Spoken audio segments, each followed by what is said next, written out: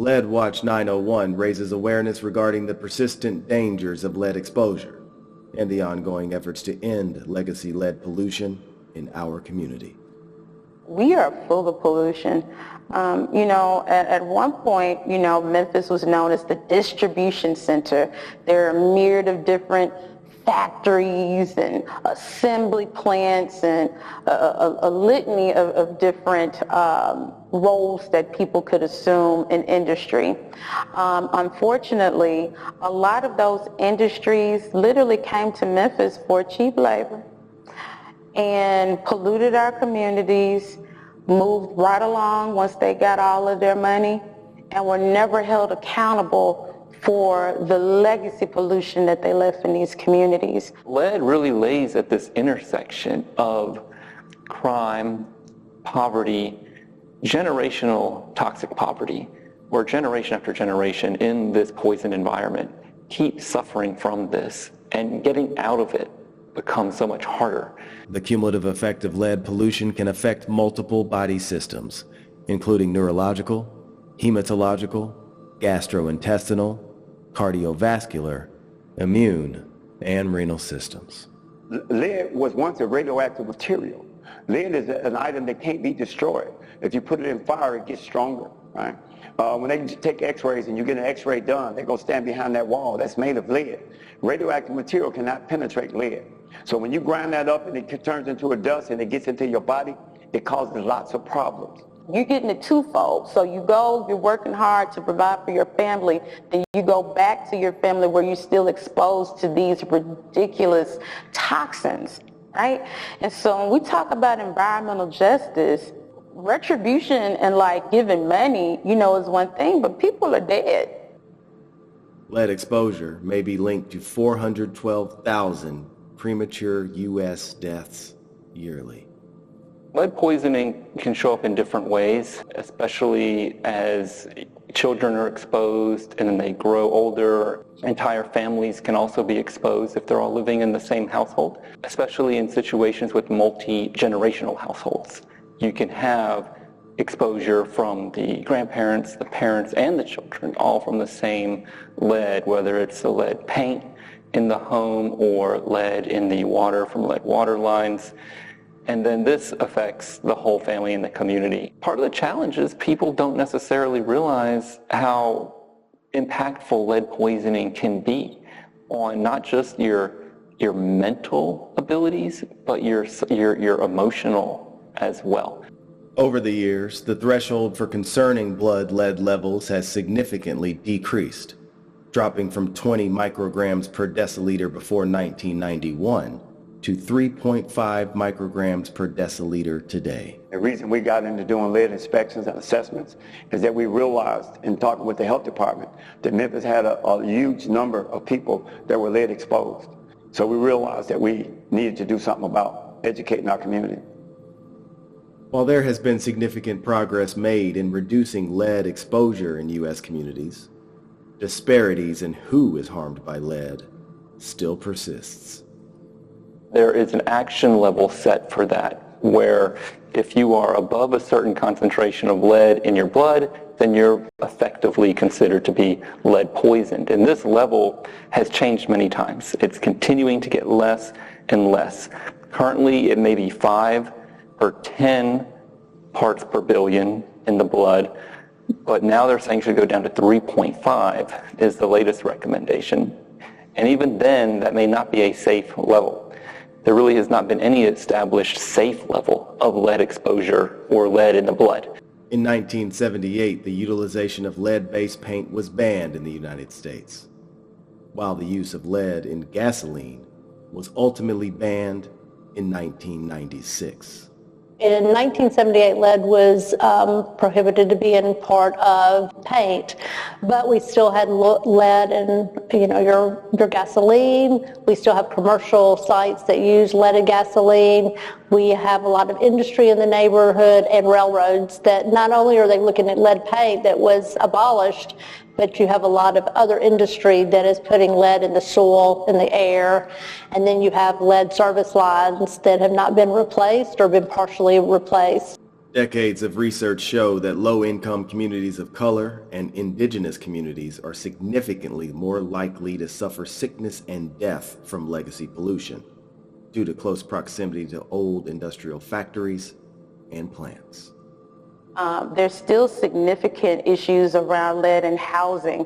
So essentially, if a home was built before 1978 and it hasn't necessarily gotten the appropriate treatments and modernization and something called lead abatement, then chances are that resident still has traces of lead. You can paint your walls, it could be beautiful, you could do all of these aesthetic things, but if that home is old and it hasn't had the appropriate treatment, it still is at risk for exposing lead inside the home due to lead paint.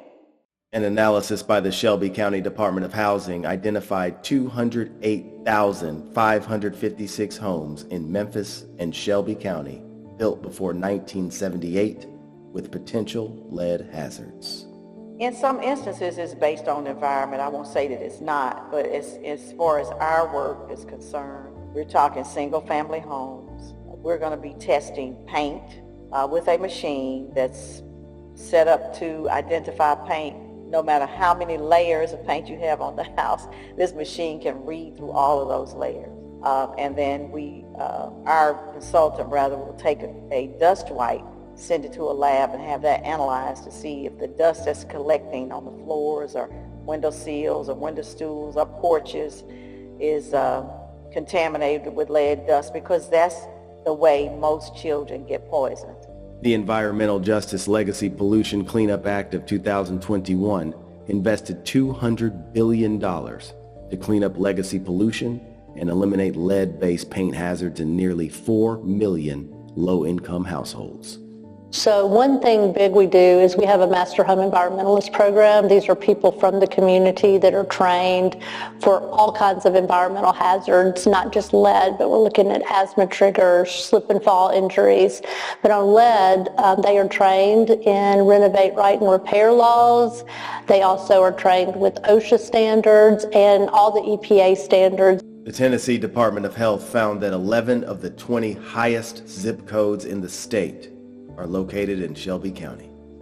We have 11 zip codes that we serve across the county. And I would say that 2 of those zip codes, which would be 38106 and 38126, which is Lauderdale, Mississippi, is where the oldest housing stock is. So that's an area where a large percentage of our work has been conducted. Despite these efforts, lead pollution from these sources continue to pose a major threat to human health today.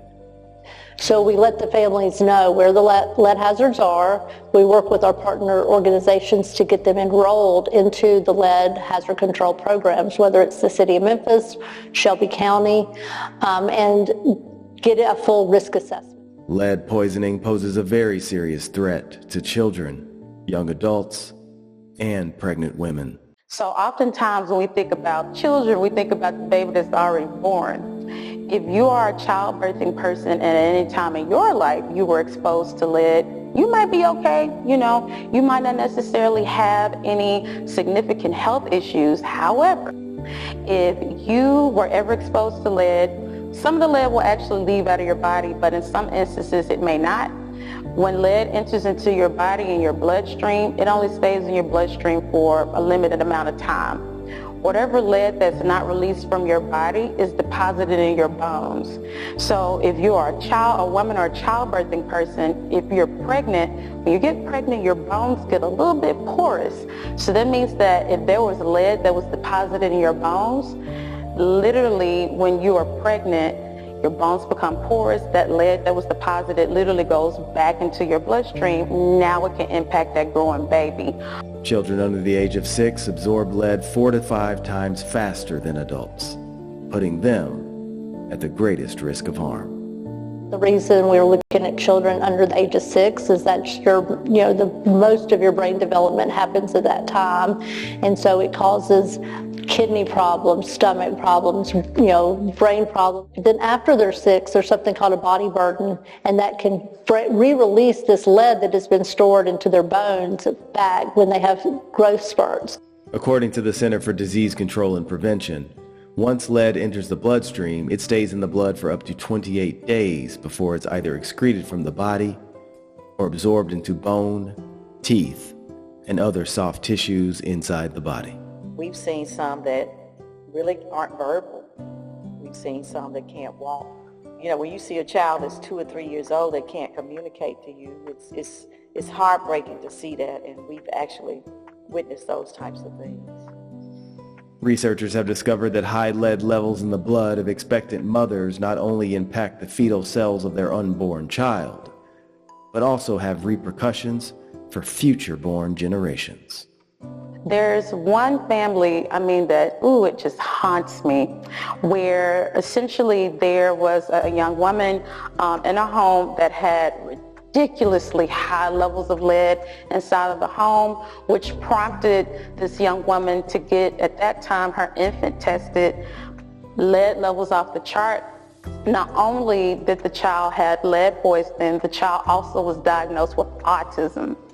So literally, had we not been working, in community, like with organizations like the Memphis and Shelby County Lead Safe Collaborative, if we weren't working, interestingly enough, adjacent with like the Shelby County Housing Department, this young woman would have just been living in this home oblivious to literally what's inside of the house. Is literally not just like hurting her, but hurting the baby, right? And so even though that's an unfortunate circumstance, part of the work that we do is to save lives.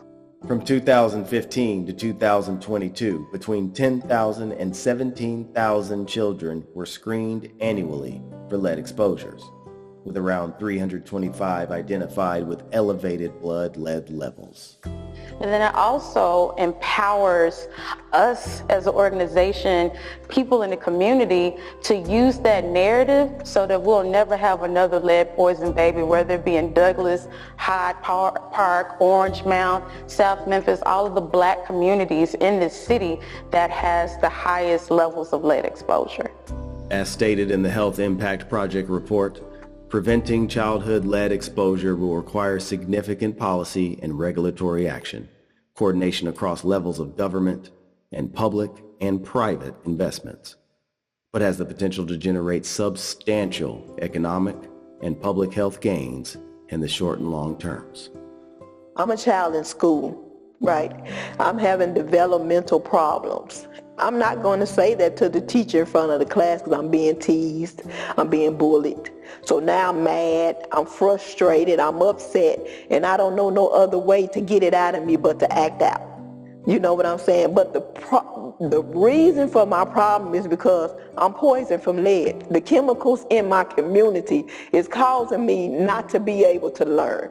It's causing me not to be able to understand or comprehend what I'm being taught.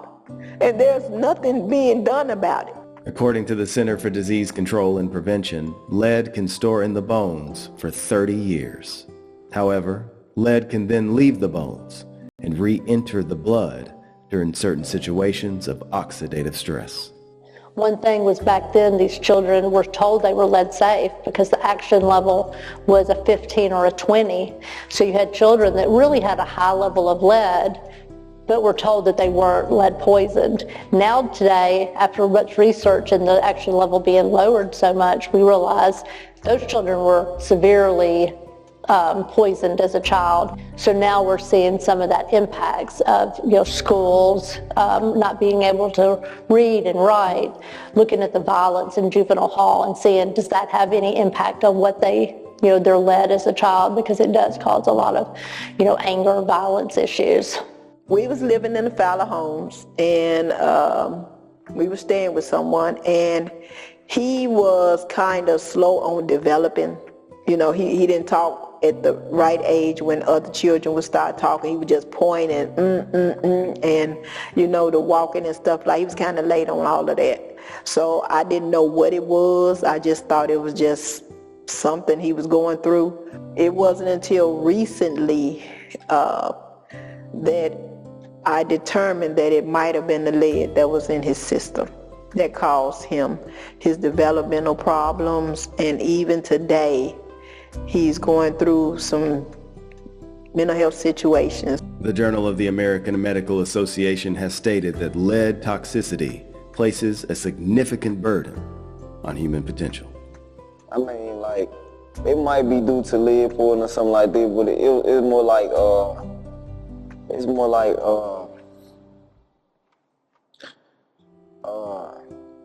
short attention span or something like that, you know what I'm saying? Like, so I might be in class, like, or something, and my attention span might be very short, so it's like I ain't paying attention to what's going on, or I might fail a test because, you know what I'm saying, like, I won't remember and everything well, you know what I'm saying? So it's more like that. People who've had brain injuries like that and lead poisoning, they can feel like they've been hurt somehow or they're limited, and it can be frustrating. It just hurts my heart because I know I can't do nothing to help him. Well, it's not a mental problem, it's more of an anger problem, and you know what I'm saying, like, as life goes on, you learn how to control yourself, you know what I'm saying, so maybe she worried more than she should have to, you know what I'm saying, so. People can lash out and react very negatively, and that can be in part because of the lead poisoning, but that could have happened 10, 15 years ago. They don't necessarily connect those things. To just see how bad it has gotten for our young adults, it just makes me sad. It makes me sad and angry at the same time. And I think that somebody needs to pay for what was done to our children, or what's still being done to our children, because it's not being taken seriously at all, when I think it should be. Over there, at the project she was in, those kids were tested at 40 micrograms. 40 micrograms. Now we know 3 micrograms is lead poison. They follow you for 12 to 14 years. They had 40. But that 40 was an episode. Lead only stays in the blood for 8 weeks. How many 40s did he have? According to the World Health Organization, National Toxicology Program, and the American Academy of Pediatrics, there is no known safe blood lead concentration. When we talk about how it affects you 20 years later, her son is still having issues. He had issues when he was young.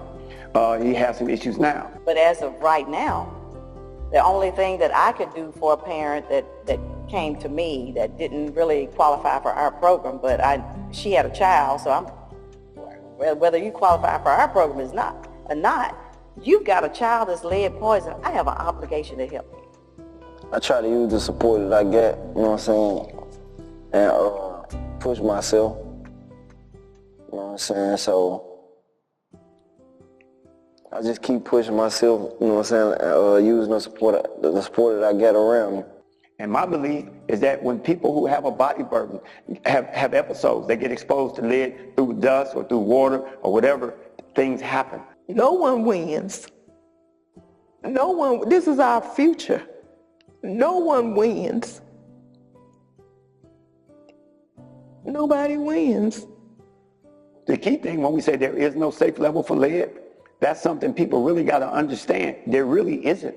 Lead is an accumulative poison. It builds up. We really feel, us that have been working in that, feel strongly that could be a lot of the issues. Because, for instance, my godson was elevated, but he was told he was not. Now he's in 11th grade, and he reads at about a 3rd grade level.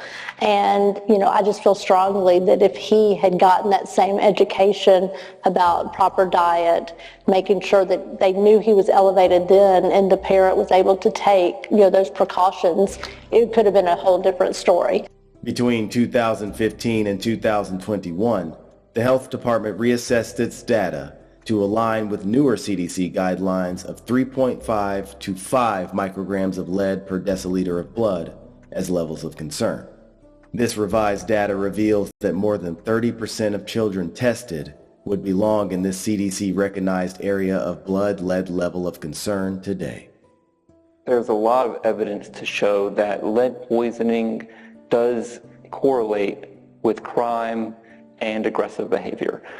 And it's not a simple thing to tease out, but it's been shown, especially if you have a community that's been lead poisoned. They're effectively brain damaged from a young age. Their likelihood of high school dropout can be statistically significant.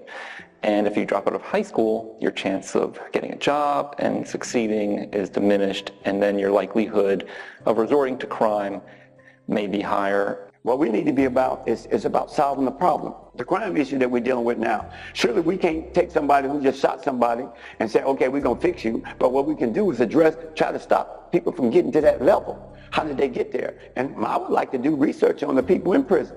Do body burden, see which ones are willing to let you take a test. See which ones are willing to answer where you grew up at. What did you do? Or ask some questions. How did you get so angry? Lead can cause you not to develop certain parts of your brain that helps you deal with anger. And people who are lead poisoned, brain damaged, they may have trouble dealing with stressful situations, and they may not react in a normal way. And they may not necessarily associate that or connect that with lead poisoning, but it very well could be connected. We're there to protect our children, and the best way to protect them is to know if they're lead poisoned and catch it quick. So if you know your child is lead poisoned, you can't feel like you caused that by your living condition. You just have to feel like, let's get them the proper nutrition. Let's get them the proper resources so they don't continue to stay elevated, and we can bring that down while that development of their brain is still going on, and you have a chance of it not hurting the children so much. Different people, depending on how healthy they are or how good they eat, and we know that the population that we serve primarily, they don't get good meals. Eat a lot of junk food. So there's nothing to try to help them to overcome the effects of the lead. So it's a real serious problem that I think people don't really know how serious it is. And that's one of the goals of our agency as we partner with other agencies is to try to bring as much awareness to the effects of lead so that we can stop this, because it's something that could be avoided. According to the NIH, proper nutrition is key to reducing the absorption of lead in the body. Foods that are higher in calcium, iron, and vitamin C can help reduce the body's absorption of lead. Remembering the Flint, Michigan water crisis and how it awakened the nation. What got me connected into the world of environmental justice is with the Flint water crisis. In April of 2014, Flint's drinking water source changed from Great Lakes Lake Huron to the Flint River without necessary corrosion control treatment to prevent lead release from pipes and plumbing. The biggest problem in Flint was the lead water lines. They switched what they were doing with the water, and they stopped doing certain processes, okay? And so they start releasing the line. There are a lot of things that are pervasive in the black community, whether it be police brutality, whether it be maternal health issues. I mean, it's a litany of things, but something just really did not sit well in my spirit with what was going on with Flint, Michigan. There's over 3,000 cities sicker than Flint. And when I looked at the number of the level of what their kids were, they had 5% that was lead poison, and they had 30% that had lead in their body. What I learned is that issues surrounding lead is not just limited to Flint, Michigan. Even right here in my hometown are significant issues surrounding lead. But the way they got to the front of the line is that Queen Latifah was in the movie, and she was sitting across from another black lady. And she said, girl, you know how long we've been talking about these kids being sick? And they ain't paid us no attention. Well, we got some attention now. There's a white child that's sick. So essentially, what moved me into action was we have to do something about this. We shouldn't be this far along as a country and people literally can't drink water out of the tap. In Memphis, we have this huge underground water resource. It's out of sight, out of mind. Most of the water that we pump from that aquifer is 2,000 years old. It's some of the purest, cleanest water in the country. It's true, Memphis has a great source of water. The aquifer is one of the cleanest sources of drinking water in the country, and it's the blessing to have that here. But because of legacy pollution, old industrial practices where they would dump toxins underground and bury barrels of nasty chemicals. That stuff's been leaching slowly underground and getting towards our drinking water supply. But the challenge is, how do you get the water from the aquifer to your home? It has to go through all of this infrastructure, and that's where you can get contamination. Even though you might have a lead service line, with our water provider, they treat our water. So there's things that you can add to the water that are often called anti-corrosives. So with the anti-corrosives, essentially, if the water does come into contact with a lead service line, and also it can come into contact with lead fixtures that may be inside of the home due to antiquated plumbing. So essentially, the anti-corrosives are still not foolproof, but it tries to create like a barrier that will prevent any lead from leaching into the water. Memphis Light Gas and Water has mandated that water specialists add sodium hexametaphosphate, a common food-grade phosphate, to create a protective coating on pipes that reduces the release of metals, such as lead, from household plumbing. People will say, well, we have this great water. Yes, in the source. But what's coming out of the tap is what matters most, right? You have to look at that. And you can't see lead in the water. You couldn't just hold it necessarily and see it.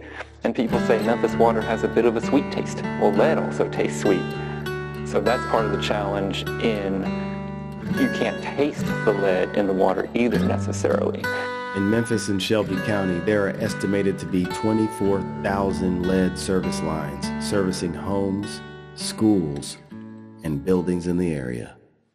And replacing infrastructure, it takes a lot of time. It's not cheap, and it's going to be here for a while. So we need to find a way to try to protect ourselves, knowing that that risk is there. Maybe you should get a home water filter.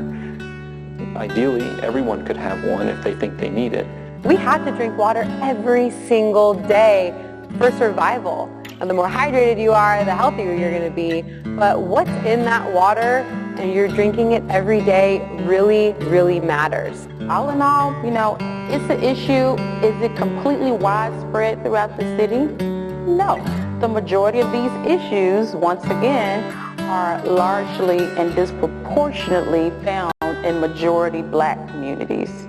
Lead is showing up in food because articles are hitting the news every day. Applesauce, various forms of baby food have lead in it. So it looks like the problem is unfortunately growing.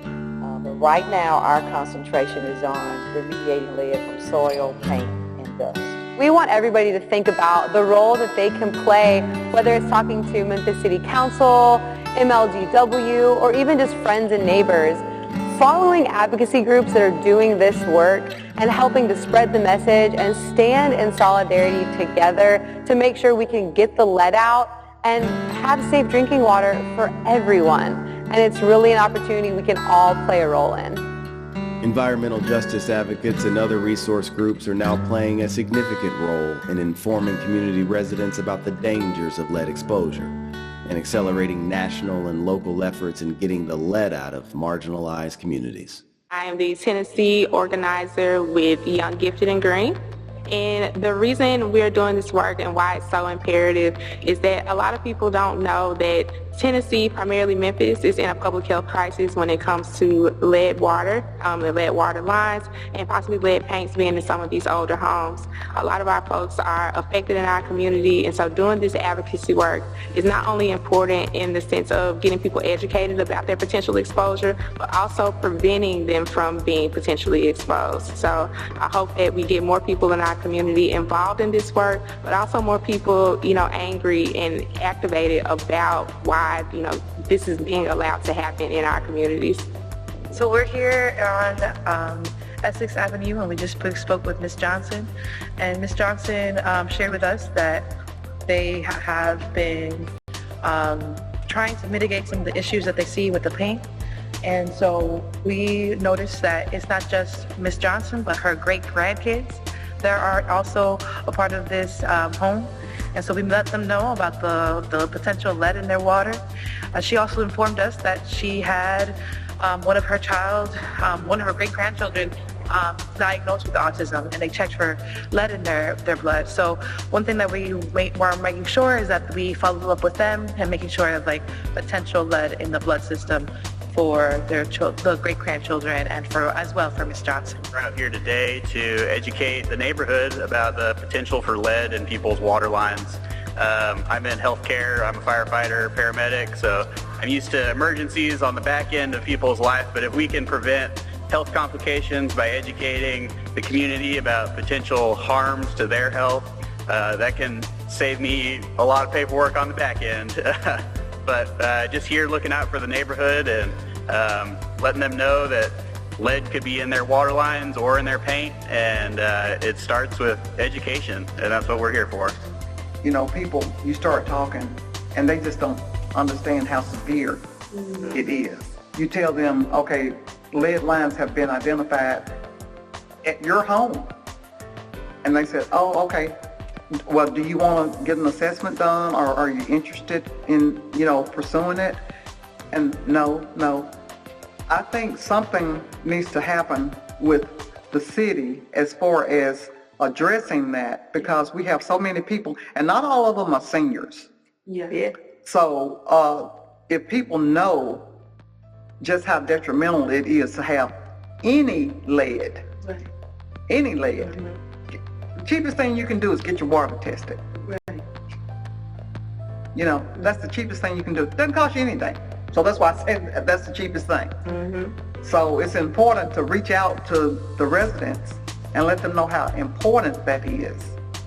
You shouldn't have any lead in your water. Is it important that you're drinking water with lead in it? Is it important that your children or your grandchildren, great-grandchildren are drinking water with lead in it? On November 30th, 2023, the U.S. Environmental Protection Agency announced the proposed lead and copper rule, requiring the vast majority of water systems to replace lead service lines within 10 years, with limited exceptions. We support organizations that are really focused on getting the lead out of the pipes. And that is just something that's going to take all of us to ensure we do this right, not just for homeowners, but for renters, for apartment complexes, and do this in a way that doesn't place a huge economic burden on the residents. And really we can use federal funds and utility funds to get the lead out from our water supply. We don't just do education, we also try to remedy the issue, and then also seek to shift and change policy so that we could prevent these things from happening moving forward. To us as an organization, to me personally, that's truly justice. How do we do the right thing? It's not your fault, but how do we fix it? And we can't keep saying, it's not my fault. It's not my fault. I think we've got some great partners now. We're really working with Le Bonheur, with the Children's Hospital, with the city and county, with the Lead Commission, with Lead Safe Collaborative, all of us coming together, Memphis Public Health Department. People in housing and work in the housing department and the lead testing program they have. And also people in childcare. And people who are activists as well, and like researchers like myself, all coming together and trying to coordinate all of our efforts and put together what we're considering a roadmap. Let's stop these barriers. That's one thing with the application process. There's a lot of barriers that people have to decide if they're going to be late on their property taxes, or if they're going to be late on their mortgage, or they're going to buy groceries this week. So let's not look at all those barriers. Let's look at this as lead is a health and safety item, and let them get these grants that they need to make their homes healthy and safe. So the conversations, I think, are starting up again, and we're hoping that grant funds will come into our community. I know MLGW is seeking funding to assist them with the cost of replacing these lead lines, because it's very expensive.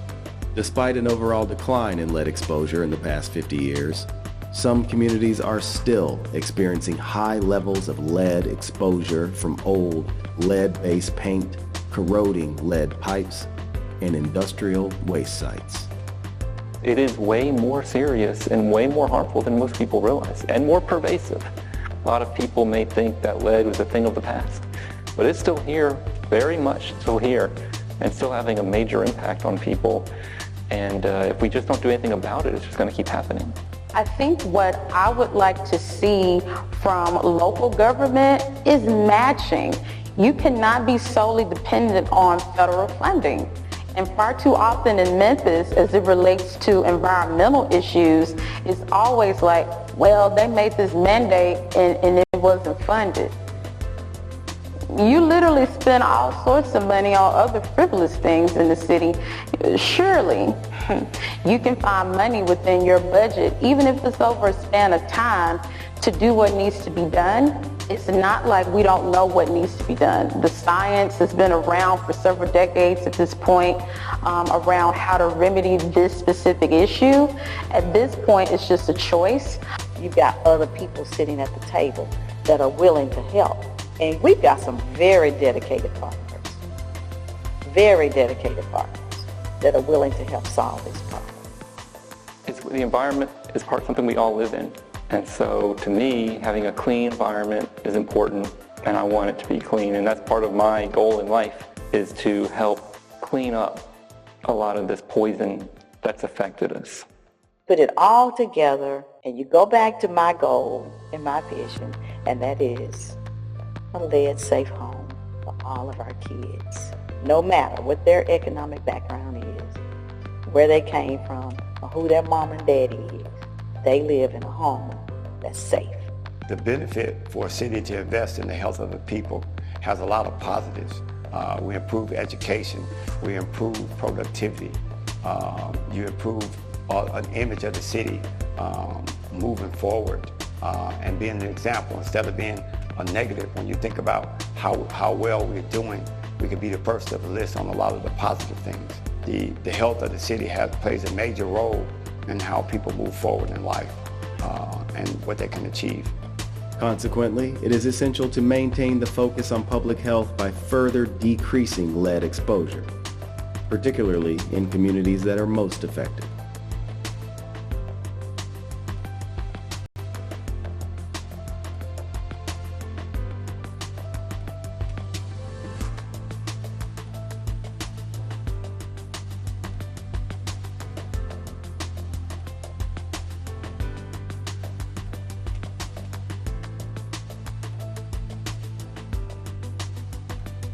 Special recognition and thanks to Mr. Chet Gibble for his decades of tireless and unwavering efforts in advocating for the public health and safety of the residents of Memphis and Shelby County.